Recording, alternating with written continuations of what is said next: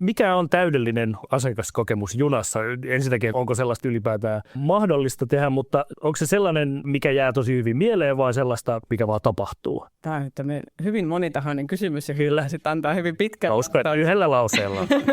Mä toivon, että vähän molempia. Mä toivon, että se on niin totta kai saumatonta sillä asiakkaan puolella. Mä toivon, että se tuntuu siltä, että olipa helppoa, olipa easyä. Ja sitten taas toisaalta, että siitä jäisi semmoinen mielikuva, että se oli myös miellyttävää ja haluan tehdä sen matkan uudestaan. Ja toisaalta ehkä jopa jotain yllättävääkin. Et varsinkin kun meillä on henkilökuntaa kaukoliikenteen junissa, niin ainakin ne kohtaamiset usein on sellaisia, mitkä jää ihmisille mieleen. Niin me toivotaan, että näin ehkä olisikin, että niin kuin nytkin ja erityisesti myös tulevaisuudessa. Että meillä kyllä henkilökunta on tärkeä osa sitä meidän koko kokemusta.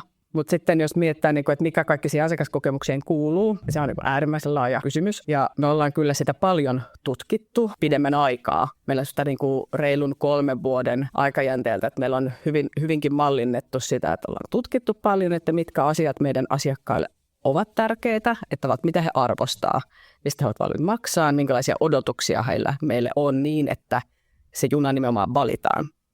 Me tiedetään, että asiakkailla on paljon toiveita, mutta että me on pyritty hakemaan ne elementit, että mitkä aidosti vaikuttaa siihen junan valintaan ja siihen, että haluaa matkustaa uudestaan. Siellä nyt se matkustuskokemus itsessään on se kaikkein merkittävin. Toki sekin kuulostaa jo laajalta, mutta että toki, että se matka sujuu sujuvasti, turvallisesti, täsmällisesti ja että siellä on se henkilökunnan kohtaaminen on erittäin tärkeässä roolissa. Sitten että sillä matkalla voi viihtyä ja kuluttaa sitä omaa aikaa, mitä sä et kuitenkaan ehkä autolla ajassa voi tehdä.